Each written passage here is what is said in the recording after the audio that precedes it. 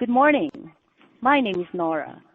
I would like to welcome everyone to the JetBlue Airways second quarter 2020 earnings conference call. As a reminder, today's call is being recorded. At this time, all participants are in a listen-only mode. I would now like to turn the call over to JetBlue's Vice President of Investor Relations, David Stinson. Please go ahead. Thanks, Nora. Good morning, everyone. Thanks for joining us for our second quarter 2020 earnings call. This morning, we issued our earnings release, our investor update, and a presentation we'll reference during this call. All of those documents are available on our website at investor.jetblue.com and have been filed with the SEC. Joining me here in New York to discuss our results are Robin Hayes, our Chief Executive Officer, Joanna Geraghty, our President and Chief Operating Officer, and Steve Priest, our Chief Financial Officer. Also joining us for Q&A are Scott Lawrence, Head of Revenue and Planning, and Dave Clark, VP of Sales and Revenue Management. This morning's call includes forward-looking statements about future events. Actual results may differ materially from those expressed in the forward-looking statements due to many factors, and therefore investors should not place undue reliance on these statements. For additional information concerning factors that could cause results to differ from the forward-looking statements, please refer to our press release, 10-Q, and other reports filed with the SEC. Also, during the course of our call, we may discuss several non-GAAP financial measures. For reconciliation of these non-GAAP measures to GAAP measures, please refer to the tables at the end of our earnings release, a copy of which is available on our website. And now, I'd like to turn the call over to Robin Hayes, JetBlue's CEO. Thanks, Dave, and good morning, everyone, and thank you for joining us. Our thoughts are with all of our crew members who have been impacted by the ongoing pandemic, especially the families, friends, and loved ones of those we have lost at JetBlue. I'm sorry to say that we are deeply saddened to have lost two more crew members to coronavirus, both on July the 16th. We remember Brittany Jones from our airport operations team at Fort Lauderdale, who joined JetBlue just over a year ago. She was known for her kindness and optimism with customers and her colleagues alike. We also remember Orlando Tavares, who was a quality control inspector in technical operations, and he most recently served on a temporary duty assignment in Fort Lauderdale. During his 8-year career with JetBlue, he exhibited our values, working with passion and pride in everything he did, and considered himself, quote unquote, JetBlue 100%. Losing two beloved members of our JetBlue family on the same day is a painful reminder of this pandemic's reach and severity. In the last quarter, we've also seen issues of racial equality come to the forefront and prompted the long overdue dialogue around racial equality and justice in this country. At JetBlue, we were born with a mission to inspire humanity, and there's no more opportune time for us to show exactly what this means than through our actions. We are looking inwards, addressing our own processes and policies at JetBlue. We have started to work with our crew members to prioritize meaningful changes that they would like to see in support of inclusiveness and racial equality. Leading with our values, we are committed to ensuring that we look at our business practices through the lens of diversity, equality, and inclusion. As a company, we are also faced with a historic decline in demand and the reality of needing to be a smaller company for the time being. I want to take a moment to acknowledge the sacrifice made by our crew members who have decided to take voluntary opt-outs or participate in our voluntary time-off programs, which helps us adjust our staffing to the incredible drop in demand that our industry is facing. By stepping up, they have protected many jobs at JetBlue, helping us to navigate the most difficult period in our history. We wholeheartedly thank them for their amazing contribution to JetBlue, and to those of you who are leaving, we wish you all the very best in your next chapter. Turning to slide 4 of our presentation. For the second quarter, we reported a GAAP loss of $1.18 per share. Despite reporting a truly staggering loss that reflects the steep fall in demand that started in late February, we have been decisive in taking actions to protect JetBlue and to emerge stronger as we manage the recovery. In the past 2 months, we've made progress in reducing our cash burn and have been quick to resize operations in this dynamic demand environment. Despite a recent softening in demand, we are still on track to take our cash burn to between $7 to $9 million a day in the third quarter. Since April, we raised nearly $1 billion in liquidity, and our balance sheet remains among the strongest in the industry. While demand has improved materially from the historic lows we saw in April, bookings remain choppy, and we remain focused on addressing changing trends as we progress through the summer. Our network continues to be impacted by spikes in COVID cases and quarantine measures, but we have seen that customers are willing to travel to see their family and friends. It is highly likely that this recovery will not be linear, but our smaller size allows us to respond quickly to changes in demand. We are confident that our low-cost, low-fare leisure model, coupled with our trusted brand, will be instrumental and central in navigating recovery. Let's move on to slide 5 of our presentation. We recognize that recovery starts with rebuilding customers' confidence in flying again.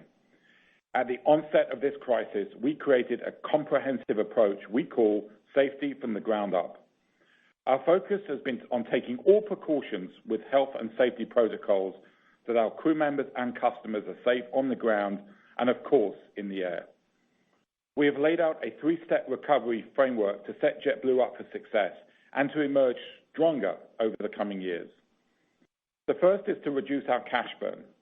Despite the challenged and volatile revenue environment, we have been nimble, taking capacity actions to add revenue and minimize variable costs, and continue to make progress in reducing our daily cash burn. The second step is to rebuild our margins. On the revenue front, we are working on a series of initiatives that we believe will accelerate revenue recovery and strengthen our relevance in our focus cities. We are seizing on unique network opportunities, repurposing our assets, and entering into strategic partnerships. These actions will make us stronger and make us more competitive, and ultimately bring our superior product and service to more customers. On the cost front, we are resizing JetBlue meaningfully to mitigate the impact of lower demand, and Steve shortly will provide details about our efforts to double down on our low-cost model. We believe that executing on our costs will again be pivotal to rebuilding our margins. The third and last step is to repair our balance sheet. Although we have raised a substantial amount of liquidity in a short period, we are committed to returning to pre-COVID leverage metrics. I want to briefly touch upon our network strategy to position JetBlue for recovery, continuing the work we had put in place prior to the start of the pandemic. We recently announced a significant reallocation of our assets in our network, flying to 30 new markets, launching between July and October.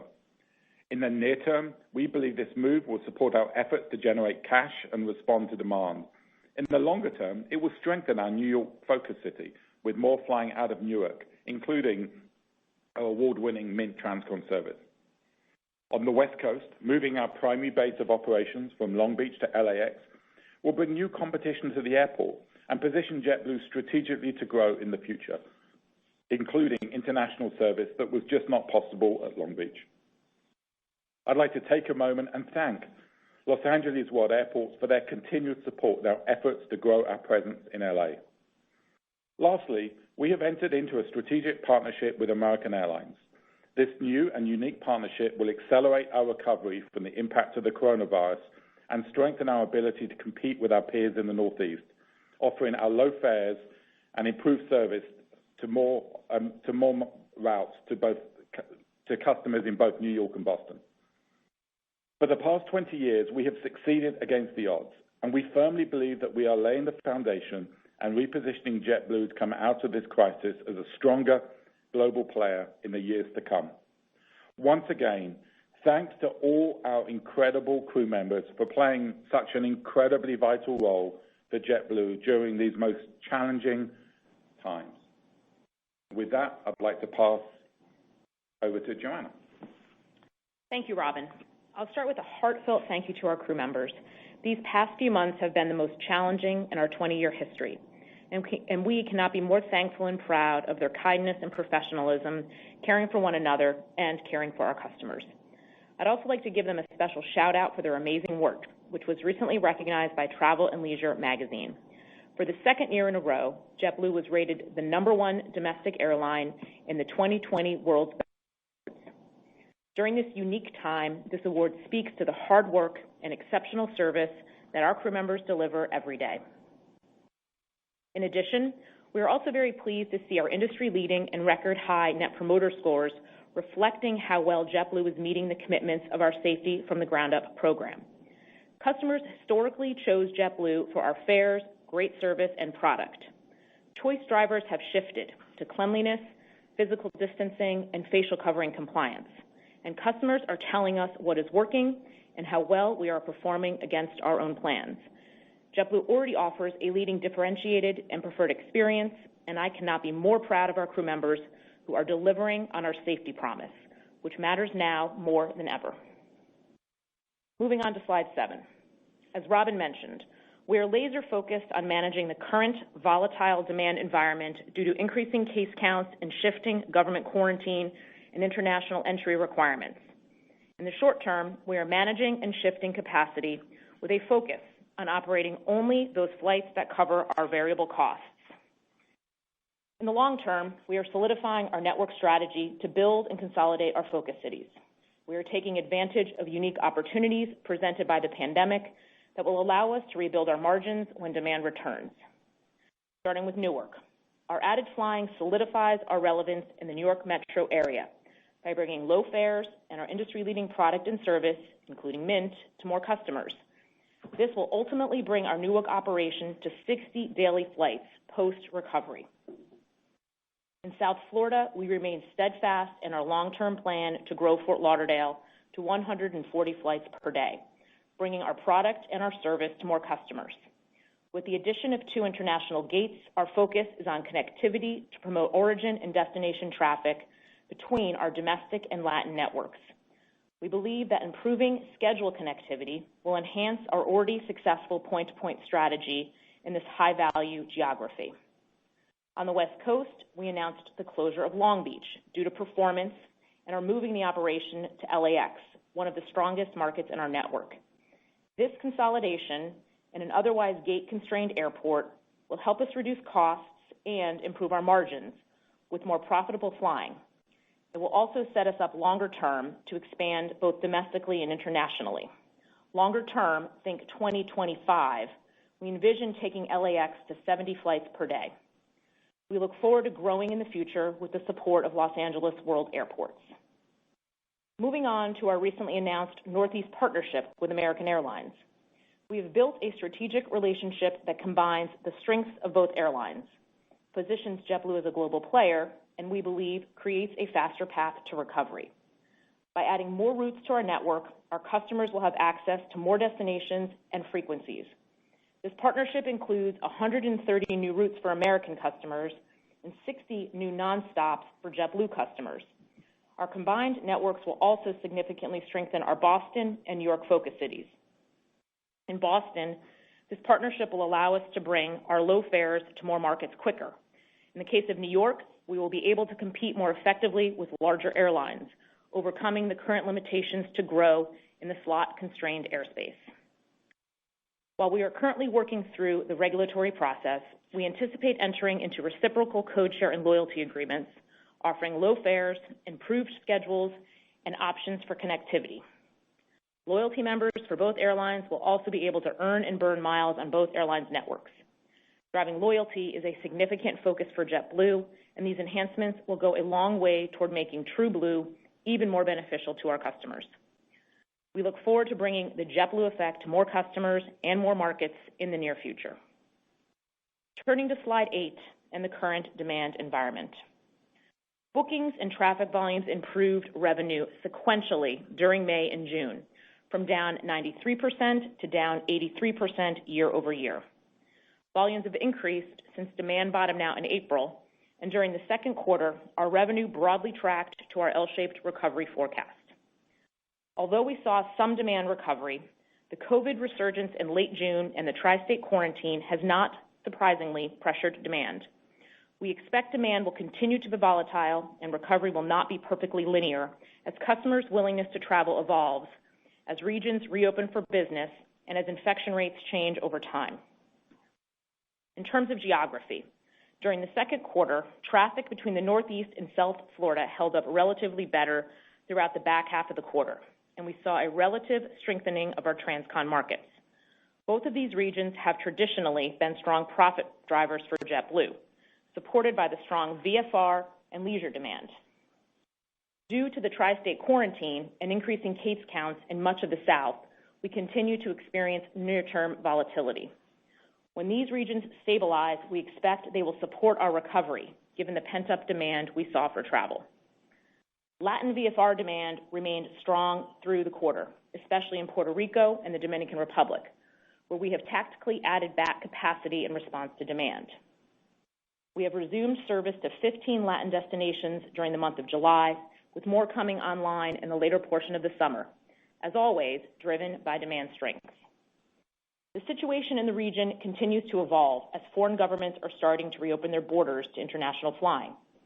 Our government affairs team and international stations have done a great job managing a concerted effort to bring this important region back online.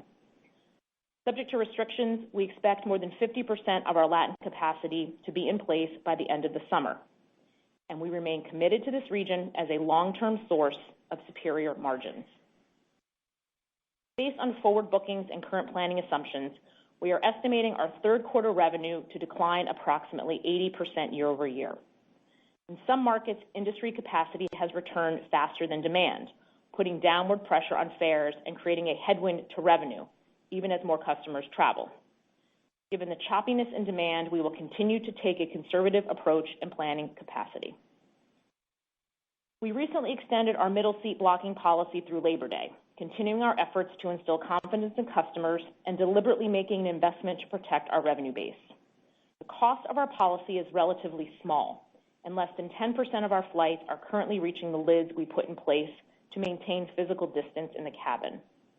We believe that this is the right decision at present because our customers continue to tell us that this policy is important for them as they choose JetBlue among many carriers.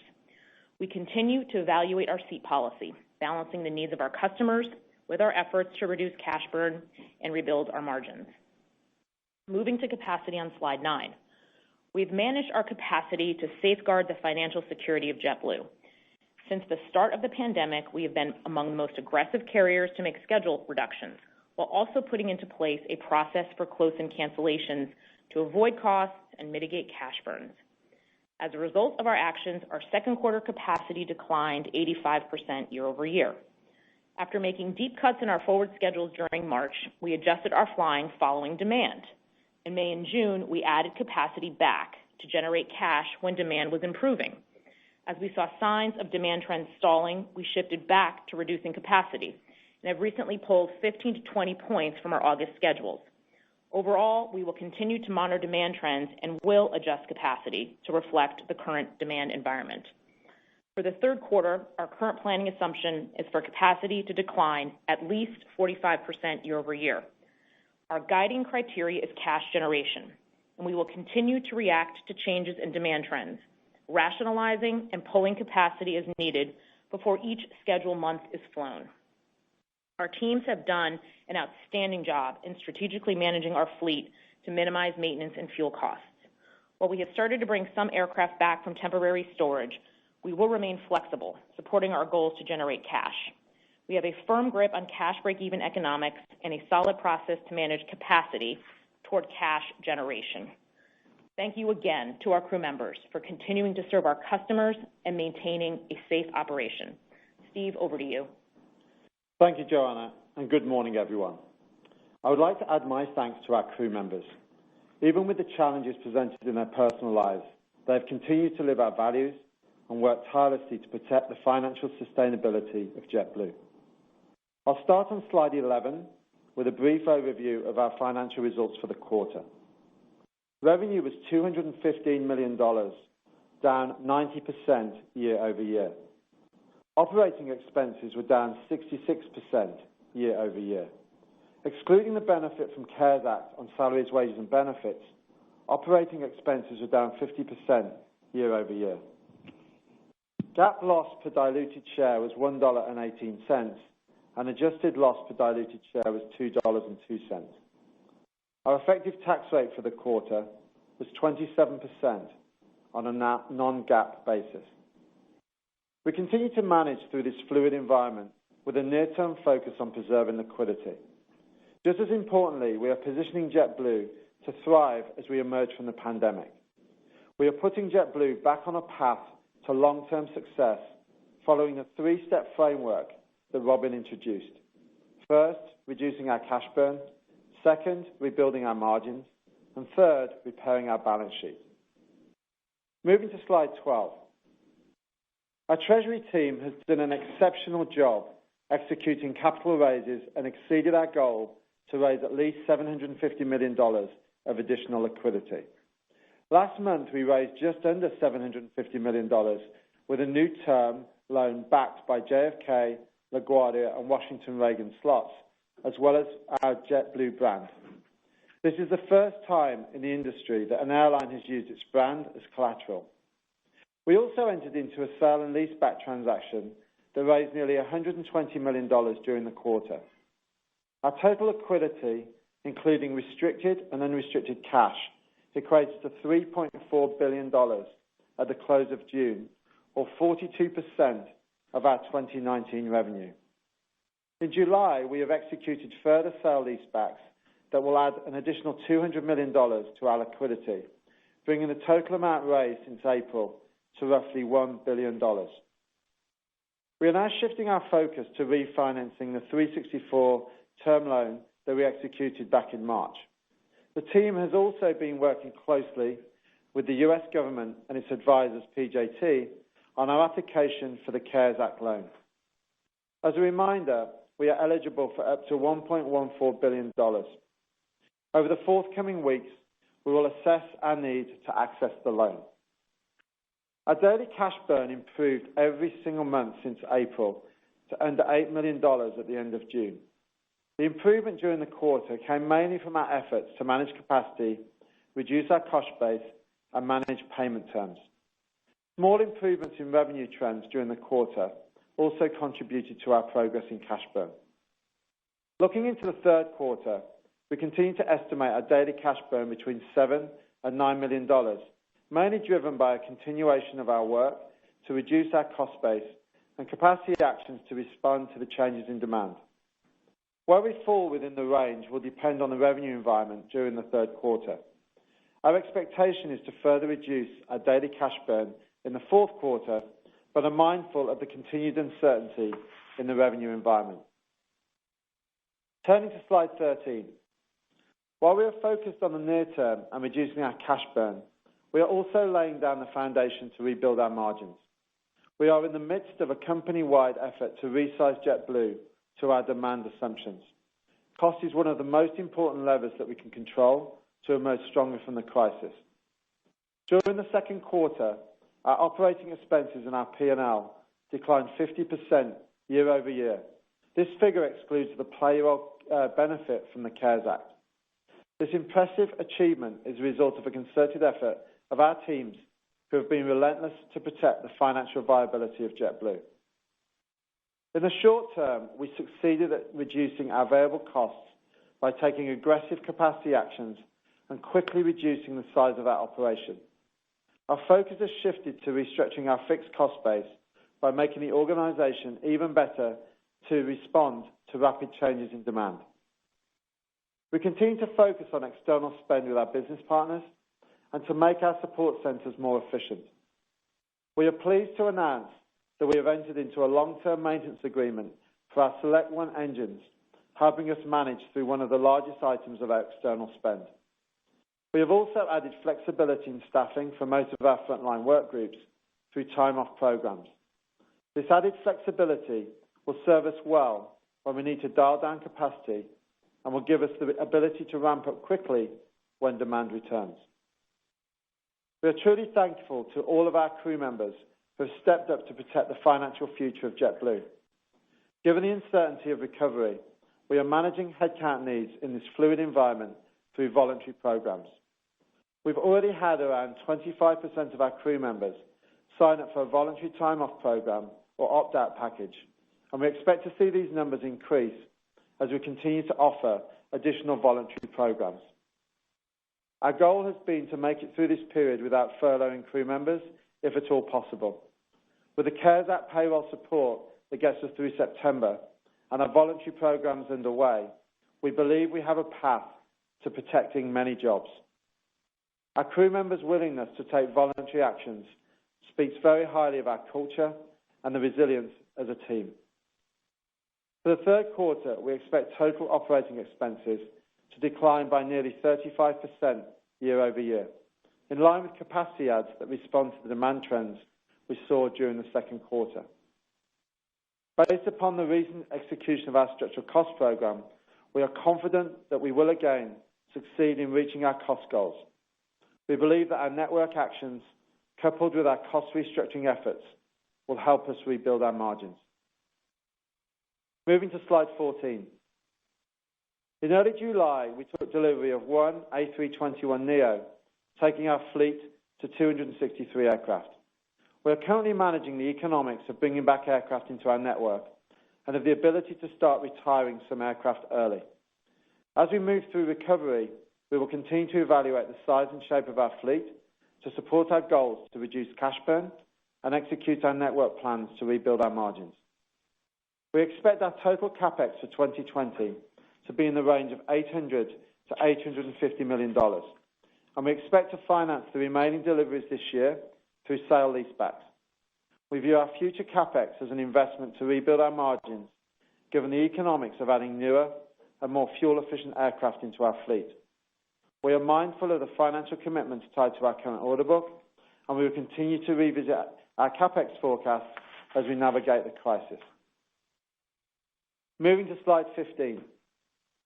At the end of June, our debt-to-cap ratio was 55%, which reflects our recent financing transactions.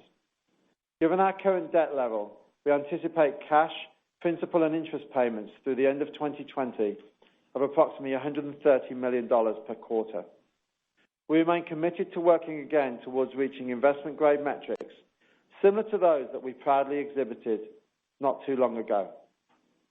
Over the next couple of years, we expect to approach our capital structure by balancing our goal of repairing our balance sheet while making accretive investments that create value for our stakeholders. We remain optimistic about the future of JetBlue. As in past crises, we believe we can emerge stronger as an airline. We certainly have the best crew members in the industry and a brand that customers truly love. We operate in high-value geography with a low-cost leisure model that positions us well for future success. On behalf of the JetBlue leadership team, I want to again thank all of our crew members, as well as our business partners and our communities, for all of their tremendous support during the past few months. We will now take your questions. Thanks, everyone. Nora, we're ready for the question and answer session with the analysts. Please go ahead with the instructions. Thank you. Ladies and gentlemen, in order to ask a question, you'll need to press star 1 on your telephone. And to withdraw your question, press the pound key. Please stand by while we compile the Q&A roster. Our first question comes from the line of Jamie Baker of JP Morgan. Your line is open. Hey, good morning to the team. So my first question relates to the pilot deal that was announced at the beginning of the month. It appears that the primary impetus from management's perspective was, being able to announce the American relationship, partnership, but there do appear to be some other smallish tweaks in the deal. Should we be thinking about any temporary or even permanent cost reductions or efficiencies, or is the pilot deal really best viewed as something you needed in order to, proceed with the American announcement? Hi, Jamie. This is Joanna. I'll take that question. Thanks. First, I'd just like to say our pilots have been great partners over the past several months, particularly given the challenges that the business is facing. The work we've done with pilots provides JetBlue a level of relief insofar as there are minimum hour schedule requirements that have been reduced, and we also achieved a level of scope relief. The scope clause in the pilot contract required us to grow and hire a certain number of new pilots, and obviously in this environment that's not something that's happening, so there was a level of scope relief in there, and then also a level of commitment to no furlough through the end of April. So we're really pleased with the partnership over the past few months, and they, along with our other work groups, have been absolutely committed to making JetBlue successful as we navigate through this crisis. But do you consider the scope component to be the most relevant? I think they all work together, and all were important to both JetBlue and to our pilots. Okay, and then Steve, could you run down the incremental sources of liquidity remaining? What you envision pledging for the loan should you draw it? The brand was pledged already, but, is there other intellectual property? Where are we with unencumbered aircraft? Just an update in that regards would be helpful. Thank you. Good morning, Jamie, and thank you for the question. I have to say, as a starting point, I couldn't be happier with, the fact that we came into this crisis with probably the second strongest balance sheet in the industry. And then sort of secondly, the incredible levels of urgency and focus and execution that the team has gone through over the last few months. In fact, we've raised a total of $3.7 billion since we started the crisis, and our debt to cap is only sort of sitting at 55%, which candidly is pretty strong when you relate that to the competitive set. With regards to additional liquidity sources that we have, I would describe this as a sort of continued focus, which is one, we continue to have north of $1 billion of unencumbered assets available to us on the balance sheet, and that excludes our loyalty program and also excludes our subsidiaries within JetBlue. The key areas of focus for us will be one, as I mentioned in the prepared remarks, will be the refi of our 364 facility that we took out in March. And then in terms of the focus of additional liquidity raises, one, we've got some sale and leaseback activity that is under contract and review at the moment. Secondly, we will continue to use the balance sheet for any additional debt raises depending how we navigate the storm. And then thirdly, we're working on a close focus with the government on the CARES Act loan facility. We continue to propose that we'll use the loyalty program associated with that.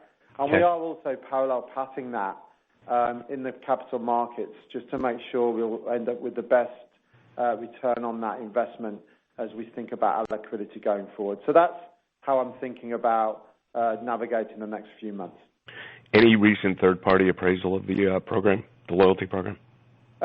We have sort of gone through that recent appraisal, and that's been part of our work that we've been going through the government, and we continue to work through that facility as we go forward. Thank you very much. Thank you, Jamie. Your next question is from Duane Pfennigwerth of Evercore ISI. Your line is open. Hey, good morning. Thanks for the time. Just in terms of the sequential drivers of your cash burn improvement, high level, it looks like your planning assumptions call for OPEX down less sequentially by about 15 percentage points, and revenue down less by about 10 percentage points. CapEx slightly higher sequentially, 3Q versus 2Q. So not a question unique to JetBlue. It's one I've asked most of the airlines. What is the driver of sequential cash burn improvement? Thank you, Duane, and good morning. I'll pick that up. It's Steve here. So first I would say I think the work we've done sequentially month on month, just as a reminder to everyone, we left March with a cash burn of 18 million a day, and we ended June at 7.7. So absolutely tremendous progress that we've made in terms of hammering our fixed costs, going very, very deep on our variable costs, and obviously we saw some revenue recovery in June. The biggest thing, Duane, that I would really focus on, the coordination between the finance team and the planning team has been exceptional. And obviously in this CARES environment, we are brutally focused on making sure that all of our flying is cash positive. And so as you look at that, that's really the sort of core driver of the continued focus going forward in this CARES Act environment, as I mentioned. In terms of thinking about the sequential move from June at 7.7 to the reaffirmed range at Q3 from 7 to 9, it's candidly a reflection on the sort of revenue environment. And I say that because we're looking at sort of sequential capacity growth in Q3 versus Q2 as a result of some of the of what we saw as we came into that. And obviously, as a result of sequential capacity growth, you are sort of seeing some slight increase in our sort of variable cost structure. And obviously, as I mentioned, through our strategic and tactical process, Joanna, Scott, and the team are incredibly focused on making sure that we align the schedule to cash positive flying. And so, you know, the 15 to 20% reduction in our recent reduction in our August schedule will show that. In terms of the capex side, we have been doing a lot of work on sale and leasebacks. It's a little choppy, but I wouldn't suggest it's material. When I look at our combination of capex and cost of financing on a quarter-to-quarter basis, it's relatively flat. And so it's really a function of the revenue environment coming off the back of June and into Q3 and our sort of marginal sort of operating costs as we navigate this through. And the big driver, that's why we've ranged it, Dwayne, between 7 and 9. That will really be a reflection of the prevailing revenue environment that we see as we navigate through the quarter. Okay, thanks for that. And then on intermediate term demand, maybe 4Q and into 2021, you know, what baseline do you think, and this is a follow-up maybe from Jamie's question, what baseline do you think JetBlue needs to align its cost structure to? As we look into 2021 relative to 2019, how much smaller do you think the airline needs to be? Or is it simply a hope that things get better over time? And certainly appreciate the difficulty of this question. Thanks for your thoughts. It's an excellent question, Dwayne. It's probably one of the sort of top three questions that sort of go through my mind and the leadership team's minds as we go through that. Let me just give you a little bit of a flavour about what our planning assumption is. We've mentioned our capacity assumption for Q3, which will be a reduction of at least the 45%. And as I said, we'll be very nimble and quick to sort of think about that. We're expecting, from a planning standpoint, to be in a position where in Q4 we're thinking about operating around 2/3 of the schedule. So that will give you a sort of sense in terms of how we sort of go forward. And obviously that will have its impact on sort of the revenue environment. When I step back and think about how we leave this year and go forward, it's all about our cost structure and making sure we're sized correctly. As we've said, we expect to be a smaller carrier as we exit COVID. And when I think about our cost structure, and the more relevant cost structures around cash. So if you take D&A out of the equation, we're currently in a sort of, prior to the COVID crisis, on a cash basis, 70% of our costs, including fuel, were variable and about 30% were fixed. As we come out of CARES Act as a smaller business, around 60% of our cash costs are variable versus 70% pre-COVID.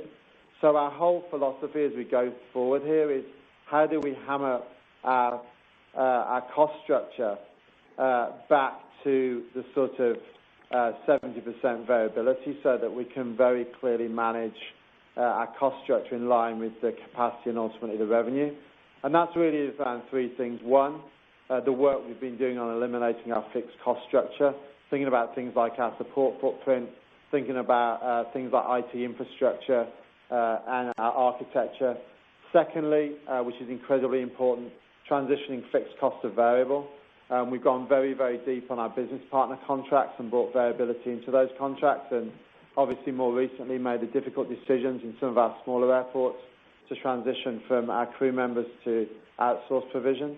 And then thirdly, really hammering down our variable unit costs.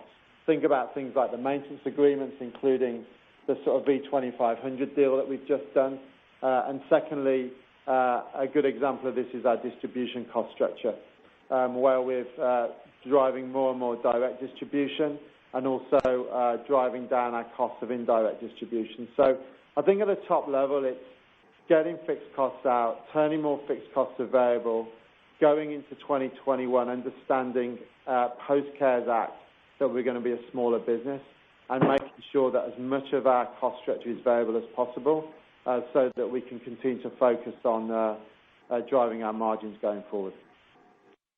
Appreciate the thoughts. Thanks, Ryan. Next question comes from Catherine O'Brien of Goldman Sachs. Your line is open.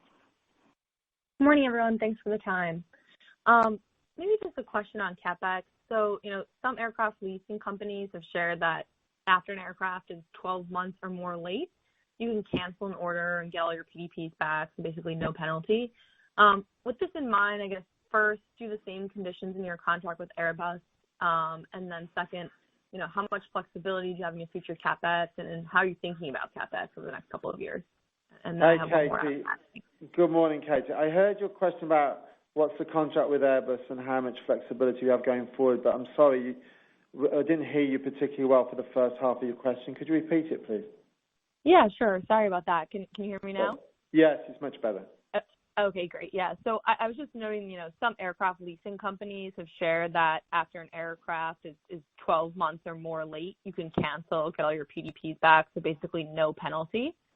And so I was just wondering, is this the case with your contract with Airbus? I know you've been running late on deliveries for a couple of years now, so just wondering what the flexibility in your future CapEx looks like and how you're thinking about CapEx over the next couple of years. Great question, Katie. I think the first thing I would say, I think the sort of commentary and the market data you're talking about is really pertaining to some of the challenges of the 737 MAXs and some of the stuff that's out in the market. I mean, you obviously wouldn't expect me to get here today in terms of any details about our contractual arrangements with Airbus. What I would say is that as we've been in this crisis, as ever for 20 years, they've been a good partner. Particularly since we've come into this crisis, they've continued to stood side by side with us to the tune where, as you'll remember, last quarter we announced a deferral of $1.3 billion of CapEx between last earnings call and 2022. Obviously, as you go a little bit further out with regards to the order book, naturally you would expect to have deferral rights. The closer in you are, it's just generally between the OEMs and the airlines, it's a sort of commercial discussion. But we continue to engage with Airbus. Again, they're a good partner, and we are very conscious about balancing our CapEx needs, our aircraft needs, the new and improved aircraft that drive not only better sort of sustainability from a financial and environmental standpoint, and we're getting that balance right, and we'll continue to update the markets as we navigate the next few months. Okay, great. And then for my follow-up, actually a bit of a follow-up to Dwayne's question. So, you noted that revenue is the driver of better 3Q versus 2Q cash burn, and revenue is declining less quarter to quarter, but costs will be relatively less negative year over year, quarter to quarter. So, are those top-line projections masking a better net sales improvement with refunds falling off? Is there something going on with aircraft financing? I know you're talking about sale-leasebacks. Just trying to better understand that sequential improvement given the mix of, the change in revenue and cost there. I think the first thing I would say, Katie, our size helps us. And so JetBlue is in a position that we're able to be very nimble. I think, from the competitive earnings calls, everybody's aware of what we saw as we navigated June, and think about JetBlue's geography in terms of where we are. So I was particularly pleased with our cash burn that we sort of came out of June with, thinking about our geography. It does continue to be choppy. I think the balance you've got to sort of think about is it's really around getting our capacity right. And as we that's why we've ranged the sort of 7 to 9 as we sort of came into Q3, because it is a reflection on demand and where we are with our variable cost structure. I don't really think from when you look at where we are and we look at Q3 and Q4, obviously the CARES Act rolls off in Q4, but there's nothing material that's moving from a cost structure standpoint except the sort of capacity side of things as we sort of go forward. So the reflection of cash burn is really a product of the capacity that we fly and the sort of the revenue that we're sort of bringing into the business. Thank you. Thank you, Katie. Have a good day. Your next question comes from Daryl Genovesi of Vertical. Your line is open. Hi, guys. Thanks for the time. I just wanted to follow up on what Duane and Kate just asked you. I mean, you're planning for a 45% capacity decline in the third quarter, which is a reduction of 7.3 billion ASMs. On that reduction, you're talking about a 35% OPEX decline, which is about $650 million or 9 cents per ASM on the reduction. This is incredibly strong cost performance. You're demonstrating a much more variable cost structure than I would have thought you could achieve going into the crisis, especially with no furloughs and what I assume is probably higher rent expense in Q3. But this also makes for a very high hurdle to put capacity back in sequentially, and so I'm trying to understand how your marginal flight can be cash flow positive, as you suggest, because you're implying Q3 total RASM in kind of the 4.5 cent range, and correct me if I'm wrong, but I'd imagine that your marginal RASMs are even lower than that. So if that's the case, and if you save 9 cents for every ASM that you pull down, then why isn't capacity down a lot more versus the 45% that you're talking about? Thanks, and sorry for the long question. No worries, Darryl. I'll kick this one off, and I'll give it to sort of Joanna and Scott if they've got any additional thoughts on the revenue environment. I am very, very pleased with the work we've done from an OPEX standpoint. Our crew members have really stepped up, and so we've got a tremendous amount of voluntary time off during the quarter, and that sort of continues to go forward into quarter three. And that really gives us, despite we're in a sort of CARES Act environment, we've been able to not only rationalize our business partner spend and continue to push things on a variable basis. As I said in my comments to Duane, I feel like the company's really got hold of this fixed to variable shift. But I think some of the markets are thinking that your labor is, in essence, is very, very fixed. We've continued to see some of that sort of VTO standpoint coming through. Again, we'll continue to hammer that home. In terms of the depth that we go through with regards to our cost to revenue standpoint, I'll sort of hand over to Joanna just to see if she wants to add any color from a revenue standpoint. Yeah, sure, thanks. I think what I would say is, we're very focused on ensuring our capacity is in line with demand, and picking up on Steve's point about being nimble. Our planning process has become much closer in, and we lock our capacity decisions just a few months out. This is enabling us to really adjust quickly to that changing demand environment. It's been somewhat disruptive, obviously, to crew members, but they've been unbelievably supportive given the current environment. We understand our cash break-even economics for flights. We will not operate flights that are not cash positive, and I think that's what's factoring into what you're seeing in terms of the numbers. Well, I guess, just to push back a little bit, I mean, if total RASM is 4.5 cents, which is just the math of what you said on revenue and capacity versus last year, and 4.5 cents is clearly below the 9 cent per ASM marginal CASM, or 9 cent per ASM marginal CASM that you guys were talking about.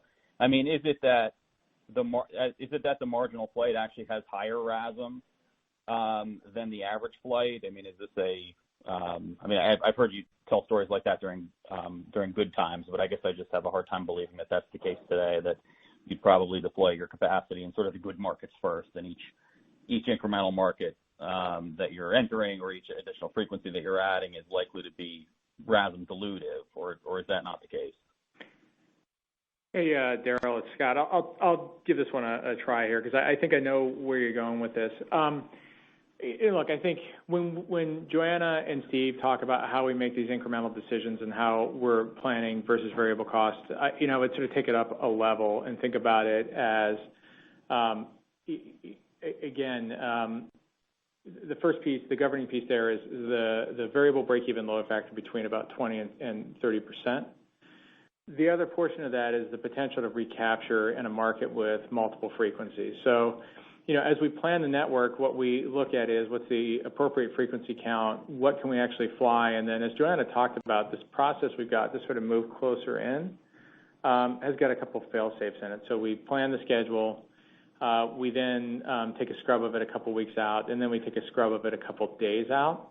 That allows us to move in and obviously try to combine and cancel and combine if necessary.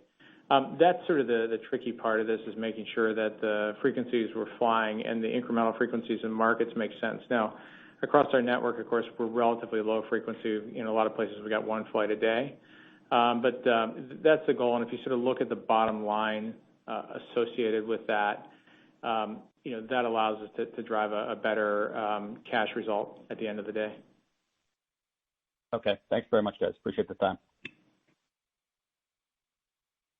Next question comes from Helane Becker of Cowen. Your line is open. Thank you very much, operator. So I appreciate all the information. Thank you very much. I just have a question about moving from Long Beach to LAX. So I guess the driver there was the fact that Long Beach isn't allowing or didn't allow international flights, and you have international opportunities at LAX, which I think you talked about. So I was just kind of wondering if you could talk about because LA seems like a very competitive market. I guess I'm interested in the fact that LAX had better margins. Is that better margins relative to Long Beach or relative to the whole network? Or maybe you could just talk a little bit about that. Thank you. Hi, Helene. This is Joanna. I'll take that one. There's a few reasons why we consolidated Long Beach into Los Angeles. I think I'd look at it through two lenses. Short term, relocating our operation out of Long Beach has enabled us to consolidate our capacity into a single station. This creates efficiencies and cost savings in the short term. And you're correct, yes, we were disappointed years ago when Long Beach, when the city council didn't approve the airport to move forward with a customs facility, thereby not permitting international flights in Long Beach, and that was part of our plan longer term for Long Beach. So that was absolutely one of the reasons behind consolidating those operations. In terms of LA, this is a really great opportunity for JetBlue. Our Transcon flying has performed extremely well. Los Angeles outperforms Long Beach by quite a wide margin. As we think about international, we have that opportunity in Los Angeles. You should think longer term, obviously, for international flying, and that's something that we're really looking forward to. And, the West Coast move, it allows us to take advantage of reduced capacity from our peers in Los Angeles. So, yes, it's a competitive airport, but we compete extremely well against the legacy carriers currently out of Los Angeles, and we expect to continue to do so moving forward. And then would you be able to, through the American, I guess the code share is just in the Northeast, right? It's not Correct. Going to include West Coast, so you couldn't necessarily hook up with them or Alaska Air out of It won't include intra-West. It would include flights that touch the New York area. So a JFK LA flight, a Boston LA flight would be covered. Gotcha. And then just for my follow-up, is there been any movement on the E190s? Any decision there? Hey, Elaine, it's Steve here. Good morning. We continue to work through that. I mean, it goes back to sort of Katie's sort of question about the order book and going through. Obviously, we are expecting to come out of this crisis a smaller airline.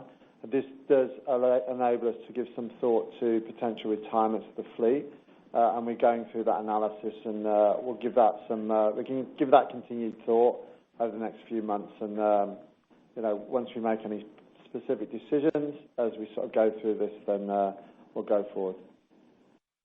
Thank you. Next question comes from Brandon Taglansky of Barclays. Your line is open. Hey, good morning, everyone, and thank you for taking my question.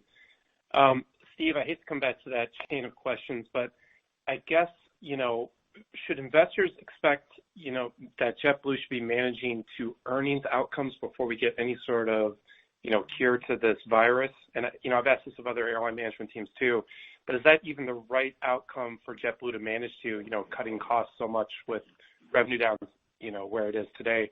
Or are you making longer term plans to get that margin recovery once we get things, quote unquote, back to normal? Hi, Brian, and good morning. Our number one focus is cash. Cash, as you would expect it to be in this environment. And so the point we made earlier in terms of the coordination, we're flying the capacity which is cash positive. And as you can imagine, in the CARES Act environment, with a higher level of our cost structure being fixed, the work we're doing, as Scott outlined earlier, is really about that. But if you think about managing the short term and then migrating to the longer term, we are resetting our cost structure, because as you come out of this as a smaller airline, not only do you have to have a smaller cost structure, but in order to, A, preserve cash in the short term and restructure for the margins in the longer term, it's pivoting the fixed cost to the variable cost structure. So I don't view this as like one or the other. There's a sort of complete alignment with the short term to long term. And that's what you're seeing the leadership team at JetBlue do, is A, conserve cash. And as I've said earlier, I've been very, very pleased with our sequential improvement in the cash burn in the short term. But we are also setting ourselves up for success as we come out the other side of the crisis to make sure that strategically we're in a good place with our margins to then ultimately repair the balance sheet, as Robin alluded to in his prepared comments. So that's, I suppose it's not one or the other, but in the short term, we're absolutely focused on cash. Yeah, I definitely appreciate that response. And, maybe Joanna, can you just talk to us about where you see JetBlue, the smaller size of the network and the flexibility you maybe have with some of your unencumbered assets? How do you get to a smaller JetBlue? What are you willing to share today? Yeah, I think what I will say is there remains a lot of uncertainty around the timing of recovery. And so we talked at the last earnings call about planning to an L-shaped recovery. That assumes a slow yet steady ramp up of revenue through the rest of the year. That said, as you look toward 21, we're planning for a wide range of assumptions. Right now, our focus is entirely on building customer confidence in flying again, remaining nimble as capacity needs to change. As Steve mentioned, getting costs out of the business, so shifting, fixed to variable, our resource plans around crew members, reducing our capital spending. We feel that we're well positioned for recovery when it does happen. Trusted brand, superior product, a much lower cost structure. So we're planning for a variety of scenarios. I'm not going to get into how much smaller we are. For Q3, we expect revenue to be down by 80%. Q4, we're looking at 60 to 70%, but this is all what we are planning currently, and it's an incredibly volatile environment, and things could change, which is why I'll flip back to Steve and say we are focused on cash preservation at the moment. Thank you. All right, next question comes from Savi Syth of Raymond James. Your line is open. Hey, good morning, everyone. Just on the CapEx side, I realize things are very fluid, but I was wondering what a realistic range might be for 2021. Hi, Savi. Good morning. Steve here. We've talked about it. We haven't gone, as you can imagine, super deep yet, but we've said sub $1 billion. Now, there's obviously a headline CapEx number, but we've also got to think about a cash basis. And I think it's probably useful just to sort of share with you how effective we've been as we think about the sort of cash in the short term. So, when I think about Q4 this year, there's obviously the headline CapEx number that we've talked about, but because of the activities and the success we've had with sale and leasebacks and thinking about the order book, you're only sort of seeing about 100 to 150 million leave the business from a cash standpoint in Q4. So when we pivot to 2021 and we think about our CapEx at a macro level, it's basically sub $1 billion, but we are obviously going to be turning our attention to what our sort of CapEx profile looks like as we navigate the recovery and we see what the next few months bring. That makes sense. And then just on the voluntary programs, I wonder if you could provide a little bit more detail, particularly what portion of the 25% is related to kind of opt-outs versus time off, and and also the time off, like how long that goes through that you have that flexibility to work with? Hey, Savi, it's Robin. I'll take that, and good morning. I think just a comment on philosophy before I get into some of the details. What we really try to do is align a resourcing philosophy that mirrors the sort of uncertainty that we see in terms of the future. I think that we keep using the word choppy. It is, we can see changes in the course of 2 or 3 weeks. And so just as we need to take costs down in an environment where the demand isn't there, we also need to be able to move quickly to capture it when it is there. And, there are always some flickers. I mean, our vacations business, for example, over the last 7 days has sold as many vacations as they did in the same 7 days as they did last year. Now, the timing was shifted, so it was sort of less in August than we would have expected. And so, we have to remain extremely flexible in this environment. So the way we approached it, we said, look, we know we're going to be smaller. We know that there's a number of roles here that we can, take out of the business permanently. And so we had a number of long-term opt-outs. We also created long-term time off programs that varied for most work groups between, there was a 9 and a 12-month option. And we had a significant amount of take-up in there. In other work groups, like in-flight, we've created time off programs that vary between 1 month and 9 months. And so what we've really tried to do, the operation planning team, the people team, the resourcing team, kind of monitoring that. And then as we get closer in and we have line of sight on the schedule sort of 2 or 3 months out, we then roll out more short-term programs to kind of, if you like, fill up the gap we have between what the schedule is calling for and the amount of interest we've had in opt-out and longer-term programs. So that 25% that we shared, which is to date, is a combination of opt-outs, long-term time-off programs, and also some of the shorter time-off programs in work groups where we've got them. It excludes a number of short-term programs that we haven't gone out with yet for the last quarter of the year. So that number actually will go higher. And a quote I gave on the last call was, when we put similar programs out in the summer, we had 60% of our crew members take some form of time off, either short-term or long-term. So we're not sharing specific numbers because it's constantly in flux. We have programs going out all the time. But bottom line is we've already had 25% out on medium, long-term, and opt-out programs, and that excludes additional medium-time programs and short-term programs that we will be going out with into the future. Appreciate the detail. Thank you. Okay, next question comes from Joseph DeNardi of Stifel. Your line is open. Oh, thanks. Good morning. Steve, is the $150 million from the Barclays point purchase, is that all the cash you're getting from Barclays, or is that kind of a combination of an advanced purchase plus the normal cash transactions? Hi, good morning, Joe. That was just the advanced transaction. So obviously we sort of have the loyalty, the steady state loyalty activity that goes on, but that was a one-off sort of liquidity transaction they were executed back in April. Okay, and that's the second transaction? There was $150 million in first quarter, that's the only one? No, it's the only one, sir, and we executed it back in April for the $150 million. Got it.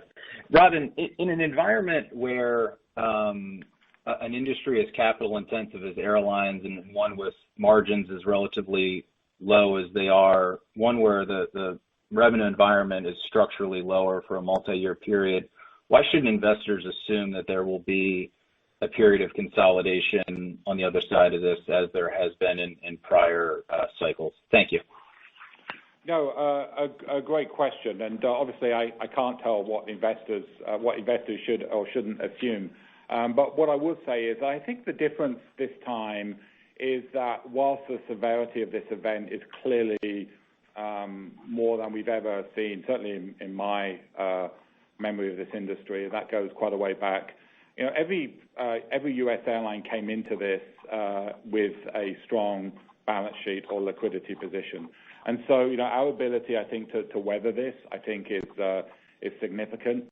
And, I think, as we come out of this, I'm still optimistic that in the leisure markets and in the VFR markets, most of which is what we do. And when I think about the routes that we announced, most of that was just sort of acknowledging, I think, some of the business flying we do is likely to stay suppressed for a while, so moving that more into leisure and VFR markets. I'm still confident that a significant amount of that will recover by 2021.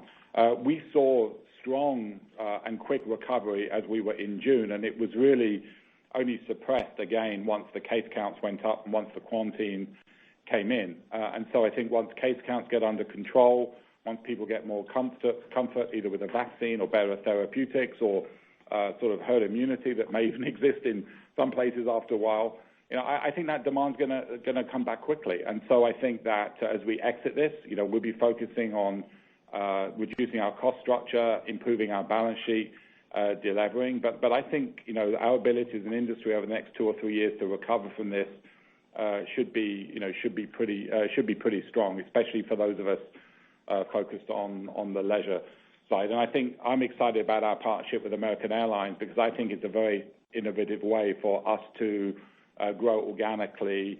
What we know that what JetBlue does is bring low fares and competition to more markets, but we've sometimes lacked scale. And I think in many ways this gives us the ability to continue to do what we do really well, but also partner with American to build some of the benefits of a larger network. Thank you. Next question comes from Miles Welton of UBS. Your line is open. Thanks. Good morning. Maybe just the first one, I'm going to take the other side of Joe's question. Why should investors not assume that airlines are getting more than enough liquidity, ample liquidity, different than prior downturns? And could this be a situation where M&A and natural restructuring actually doesn't take place and we're in a prolonged fare war situation? So, Miles, I'll sort of pick that up. I think from a liquidity standpoint, we are just raising cash to weather the storm, right? I think the uncertainty around this, as we've sort of seen, you don't want anyone being sort of proverbially asleep at the wheel. And so we've all gone out, JetBlue has gone out and done some significant work around making sure we've got the balance sheet and the cash to weather this storm. So it's nothing to do with a perspective in terms of M&A, from Robin's perspective. It's really just about making sure we've got the cash to weather the storm, get through the other side of this.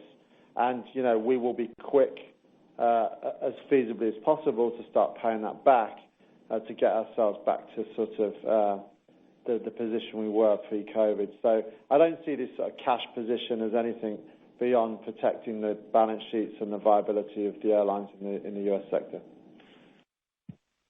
Okay. And then the follow-up on the delta of 7 to 9 million burn per day and getting to break even, should we think about that as formulaic from the top line and the incremental accretion from revenue, or to kind of the conversation around cost, how much more is left on the cost side below this 7 to 9 million burn? It's a good question. So on the 7 to 9 basis, again, we've given sort of a perspective around the capacity where we've said at least a sort of 45% reduction. It's a combination of the two. We've been incredibly focused, as you can imagine, Miles, on our cost structure, but it is going to be a question about what the prevailing revenue environment is. And obviously, I don't have a crystal ball at this point, but I think the 7 to 9, based on the work we've done on our variable cost structure and cash break-even load factors, give us a good range to look at for Q3. And the prevailing revenue environment will determine whether at the top end of that range or towards the bottom of that range. All right. Thank you. Thanks, Miles. Next question comes from Mark Linenberg of Deutsche Bank. Your line is open. Yeah, hey, good morning, everyone. Joanna, a question for you just on the American agreement. You did talk about, code sharing and, connections and the like. I know it's been reported in the press that there was also the transaction would include a slot swap, and there's been sort of differing reports out there about what that actually entails. I'm not sure if that's LaGuardia and Kennedy or if that's Gate Space at Newark. Any color that you can share on that? Hey, yeah, I'll ask Scott to step in and answer that question. Great. Hey, Hey, Scott. Thanks for the question. So, as we continue to work through this, we've talked a bit about what we're going to do. I think that the first part of this is there's obviously for us, we're excited about this because there's a ton of benefit, right? There's low fares, there's great service that's going to come to new markets. And, as we look at slots and we look at how we move forward, American has talked about, things like LaGuardia where they're going to be removing 50-seat airplanes. That creates some room for JetBlue at LaGuardia as slots are freed up. There's also potential for us to look at other opportunities. Certainly in the afternoon at JFK, not only does that allow our Transcon network to come in and arrive and feed American's long-haul network, but it also brings competition to some of those long-haul markets. So, again, we're working through this right now. We obviously are talking to regulators. We want to be respectful. Want to be respectful of their ability to look at this. But again, I think we look at the benefits here. We look at the ability to move forward and recover faster because of this, and we're certainly excited about it. Great. And then just the second question, and this is either Joanna or Robin. I think it was a day or two ago, it looks like the House is proposing an extension of the PSP. And I'm curious, where as a company you stand, acknowledging the fact that it looks like, you already have a deal with your pilots that takes you into next year, so it looks like you're protected there. And if competitors in the industry do take up an extension of the PSP, are you as a company compelled for competitive reasons to do the same, knowing that there could be strings attached, right? More debt and maybe warrant dilution. So sort of a multi-pronged question, but sort of where you stand as a company. Thank you. Sure. Yeah, I'll take the CARES, what I'll call CARES 2. I'm not sure that's the technical term of it, but you know what I mean. Yeah. I think that the way I think about it is CARES 1 saved the industry, and CARES 2 is about jobs. Mm-hmm. And so, we have a planning assumption going into Q4. We have some planning assumptions going into next year. As Joanna mentioned, there's a high level of uncertainty around that. So as a team, we're having to play a lot of scenarios. And, one of the hardest things planning to scale up or down is our people. And so, we make certain assumptions and we push hard on voluntary programs, but voluntary programs will only get you so far. And if we take a view and some of the sort of more pessimistic outcomes as to where demand could go, is you get to a point where it's hard to bridge that gap without considering furloughs. And so, we're confident right now, based on what we see in front of us over the next few months, that we can get there through voluntary means. But there's a high level of uncertainty. And I think you can mirror that across the industry, and some airlines who perhaps have a different business mix to us, look at that and they kind of see even more concerning forecasts. And so when we look at it as an industry, there's no doubt that a CARES 2 would be a significant game changer in protecting jobs and giving the industry more time to recover.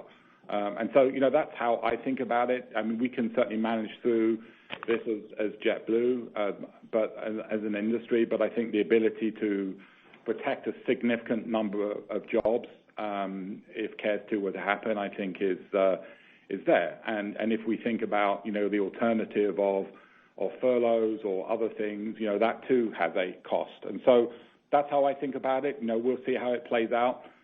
Certainly if CARES 2 is offered on similar terms as CARES 1, I think, that would be of interest. But, let's just see how it plays out. I think this is going to be a very difficult negotiation in the House and in the Senate and with the administration, and we'll see where we sit at the end of it. Very good. Thanks, Robin. Thanks, everyone. All right, that concludes our second quarter 2020 conference call. Thanks for joining us. Have a great day. And again, that will conclude today's conference. Thank you for your participation.